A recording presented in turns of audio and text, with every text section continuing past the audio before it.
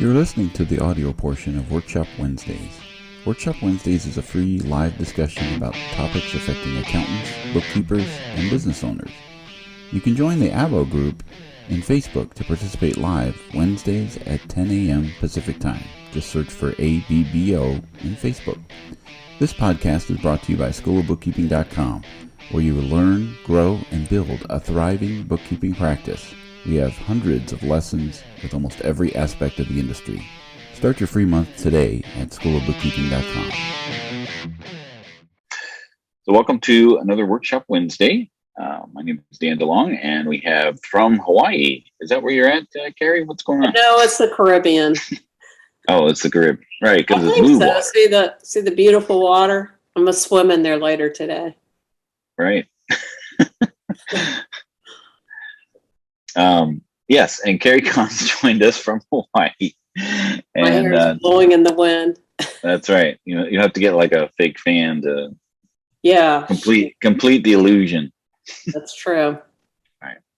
Well, we're continuing our series in converting data to and from QuickBooks. So in the last couple weeks, we did converting from desktop to QuickBooks Online, and then we did from online to desktop. And then what did we do last time? We did round tripping. Oh, we did round tripping, which we ran into a small snag, which you'll have to redo a little bit, but that's when you're going from Mac to Windows and back again. Yeah, there's some unknown little glitches, but yeah, well, it surprises when you try to do these things on the fly. So today we're actually going to be talking about, and this is a common question that we see in some of our Facebook groups, is how do I move QuickBooks data from one online subscription to another? And can you think, Carrie, of any reason that would be? I mean, I know I'm forcing you to put your QuickBooks Online hat on, which you resist. 2 reasons. I have 2 reasons. 2 good ones. Oh, okay. Okay, good. All right. Let's say a customer comes to you and it's a disaster. But yet there's some data in there that took some time to get in there. So would that be one reason if you wanted to strip out? Is that one? There is no correct answer. But yeah, that could be a good reason. Another reason is maybe you want to test something out, maybe like a test application, and you don't want to do it in the live data, but you want to do a sandbox, right? So you could maybe create a trial of QuickBooks.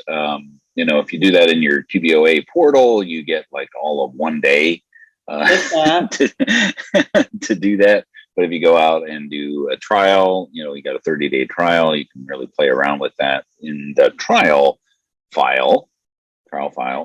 And that's another option. Maybe you have a teammate, right, where you're in your QBOA portal, and maybe you want them to learn with some data, but not play around with your client's live data, right? So you can copy data into another one.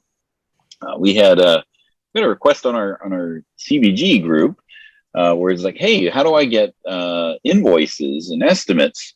Where are you going? There I am. She's going into the water. It was just a lot of noise. I had to, pardon me, I'm back like magic. There you go, coming in from the beach.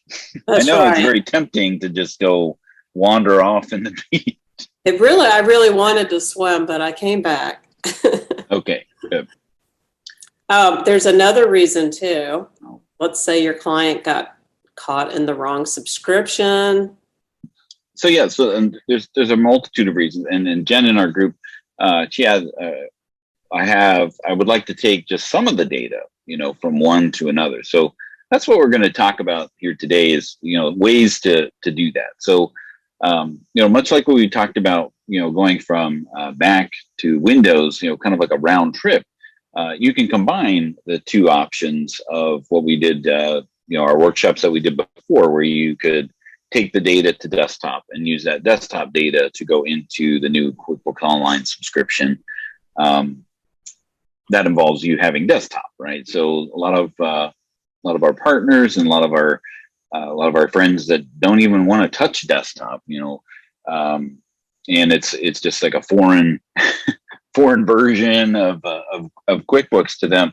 So how do you go from one online subscription to another online subscription without even touching desktop? So that's where we're going to talk a little bit about Rewind, right? So can't say it.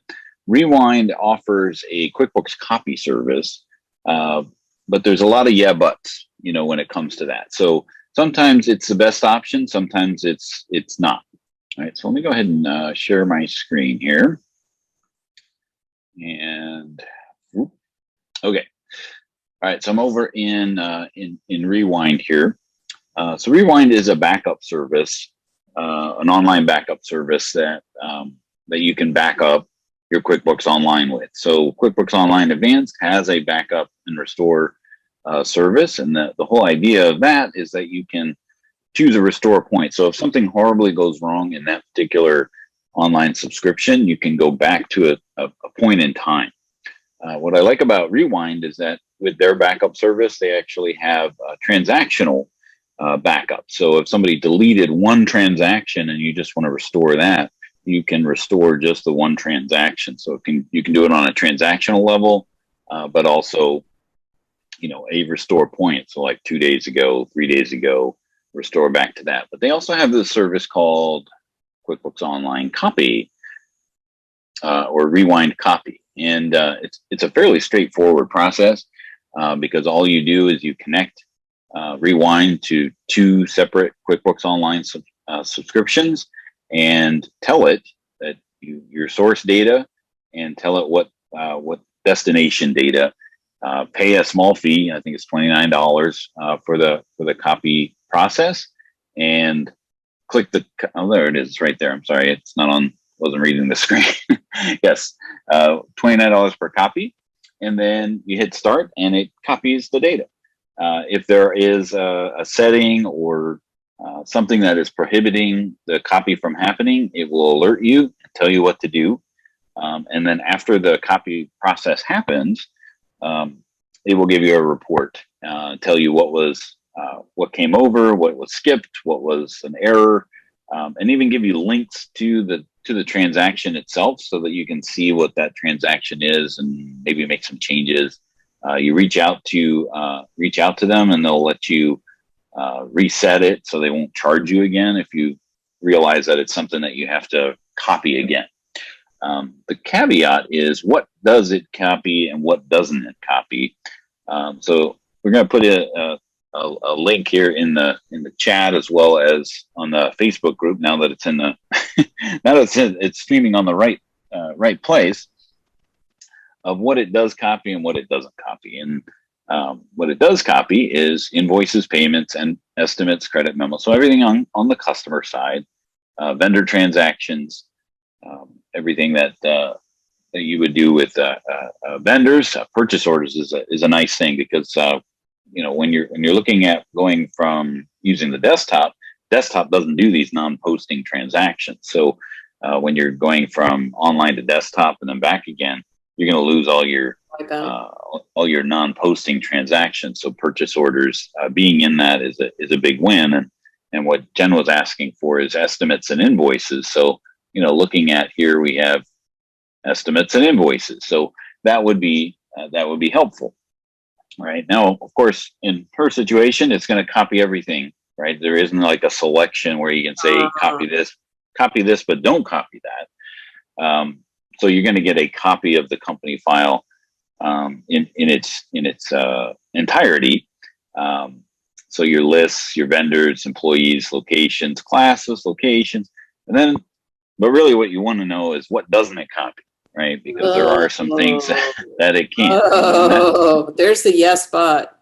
Right, the yeah, but. Right, so reconciliation. So if you reconciled the transaction in online, in the one online company, the reconciliation doesn't even come over, not even the reconciliation status. So you have to re-reconcile all the banking information, online payments. So if you're using a payment processing, this would be the same thing that you would come across when you have things like payment card industry standards, right? So it's pretty standard that online payment processing is not going to make the journey from one online subscription to another. You'd have to reset up that. Big thing though is payroll. When I've tried this in the past, payroll doesn't even come over at all, right? So that's a big consideration, and a question to ask. Do you need your payroll to come over, right? Because here we are. What month is it? August? It's August. Right. So if I were to do this now to a company that was using QBO payroll, none of the transactions are going to come over. It doesn't even try to bring over, checks. So you're going to have to reset up all the payroll and enter in the historical checks, which you can do in a quarterly fashion. So if they don't have a lot of employees, not a big deal to enter in quarterly summaries, but they have a lot of employees that could be quite cumbersome to do. And what about if you had full service payroll? Wouldn't that break in the back end? Well, I mean, every QBO payroll service is technically a full service payroll. So, so yeah, I mean, you'd have to cancel the full service payroll in the one and set it up in the other. But again, for those scenarios where it's like a testing or some of those, play around, not in their live data, this is really not a consideration. But if you're moving from one subscription to another, just bear that in mind when it comes to payroll, when you're going from one to the other using this service. You would still need to, with going from down to desktop and back up to QuickBooks Online, the paychecks come over as regular checks. So you have that history, but you still have to do the whole payroll setup and setting up the year-to-date information from one to the other. But you do have at least those transactions and the reconciliation status. So if you're actually moving from one online subscription to another, I would prefer going from online down to desktop and then desktop on the back up to online. And then maybe using an app to move the transactions from one online subscription to another that didn't come over. We have a question. Oh, we do? Yeah. Alicia's asking, do the estimates and invoice links get broken the way they do when you import from desktop?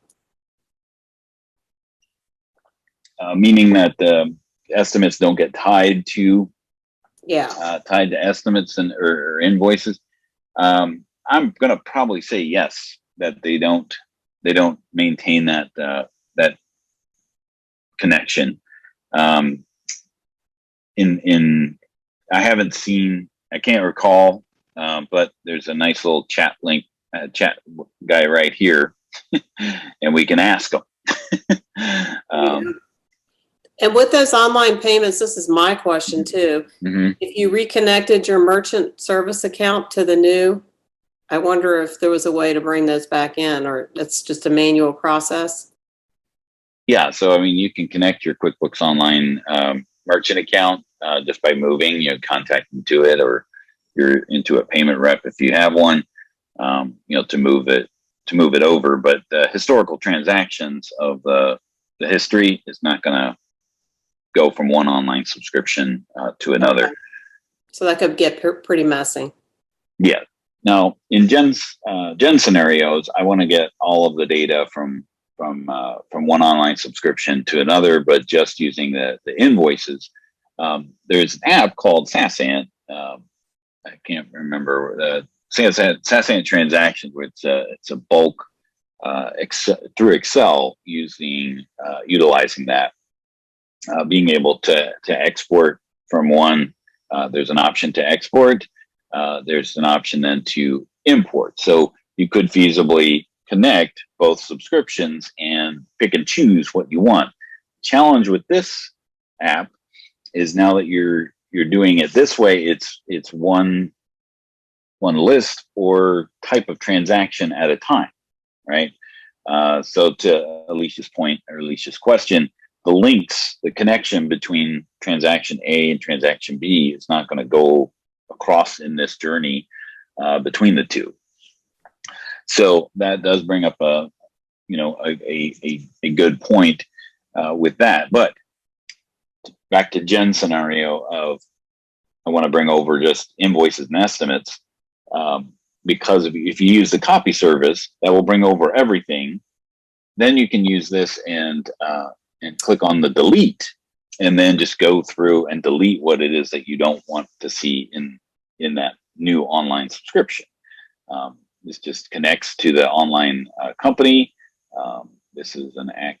So I'm just going to choose like checks, for example. So this, I'm thinking this might be a good option if you're just trying to start from scratch, but you want to bring over all those open invoices that are unpaid, because then there's no drama around your merchant account. Exactly. So this pulls up, there's 2 checks. It gives me the option just to look at them, and then I can click on delete here. I don't want to do this because it's a real file. But I can delete the transactions, and then you can undo that. Like, oops, I was overzealous and I deleted a couple things. I can delete it again, or if I've got my rewind connected to it, I can roll back, right? So you have a lot of safety nets when you're using the rewind and the combination of SASANT, the Excel importer, exporter, and deleting tool. So that is, in a nutshell, a couple of ways to move company files from one online subscription to another. I do like the rewind because it's super simple. But of course, there are a lot of things to consider when doing that, especially if there's payroll involved. Just wouldn't touch, honestly. Payroll's involved. Right. Well, payroll right. is, it doesn't matter where you are. Payroll is just one of those things that, honestly, you can't mess it up. You don't want W-2s or pay stubs to come out. So if one of your customers, or even if it's for you, don't just willy-nilly go, oh, I'll just do this over. When payroll's involved, it's very time consuming and a lot of room for error. Now, if they're using an outside payroll service like ADP or Gusto or any other outside non-QuickBooks payroll service, that's fine, because they're never coming in as paychecks anyway, right? So they're going to come in as regular checks or journal entries, or individual journal entries. Yeah, however they brought in those transactions. And as long as those types of transactions are on the hit list of transactions that would come over, by all means, they'll still come over. Just because they are, quote unquote payroll transactions, they got to be QBO payroll transactions for them to not make the journey. Okay. Oh, I did have a question, but it's in my brain. Oh, well, so Alicia, I guess she's also saying progress invoicing. So we don't have the answer to that. That connection stays. Yeah, I'll have to double check and I'll follow back up on the comments on the Facebook live, which we'll probably have to re-upload since I put it into the wrong place. We'll figure it out.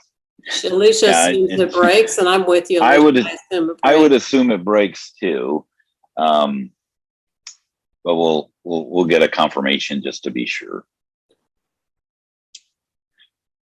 So that's our workshop today. We're really not. 21 minutes. Yeah, I know. But I mean, these are the options that you have when considering, moving from one online subscriptions to another. I remember. I have a question. You remembered your question. What my comment is, and you can fill in. So one of the benefits we've been, hearing a lot of stuff about, why in the world would you pay more and go to QuickBooks Online Advanced? Well, one reason is QuickBooks Online is so affordable anyway, but the Advanced Edition, doesn't it give you that rewind? It doesn't give you rewind. It gives you its own. This was Intuit acquired ChronoBooks. Oh, okay. Which was same kind of concept, where it would do that the difference between the online backup and restore in QuickBooks Online Advanced and Rewind is the transactional level. Okay. So there is an option, and I haven't played around with that, but I've heard rumblings of, hey, why don't you just upgrade them to QuickBooks Online Advanced? It has the backup and restore as part of it. You upgrade them to QuickBooks Online Advanced. You then make a backup, and then you use that backup to start a new subscription in QuickBooks Online Advanced with that restore. That would have, I think, similar issues with payroll, because it's all dealing with what can it's all the API, right? What are the rules of engagement? Even though this app is owned by Intuit, it still has to play by its own rules when it comes to converting or what the app can touch itself. It's still an app, even though it's branded Intuit. It still has to play by those same rules.